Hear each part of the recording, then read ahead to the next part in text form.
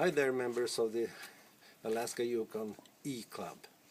I'm Stefan Spinella, 66-year-old Swede living in northern Sweden. Same latitude as Fairbanks and with a climate like Anchorage. This year we have a lot of more snow though, as you can tell in the background. It's quite chilly, below zero, and there's a lot of reindeers in the vicinity.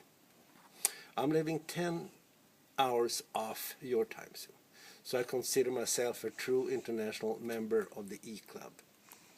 This week, mainly as food for thought, the speech will focus on some international problem.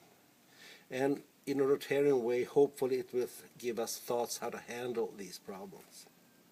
Most of us in this E-Club, like me, live in the so-called Western world, where we consume far more than we are actually entitled to. It is known that it's everybody in this world would consume like Swedes do. We would need the supplies of 4 globes to produce what we use for energy, for food, metals and more. And even worse, if everybody was living like the Americans do, it would take 7 globes. And of course, there is no way we can do that. We have to start to recycle, and we can talk more about that later.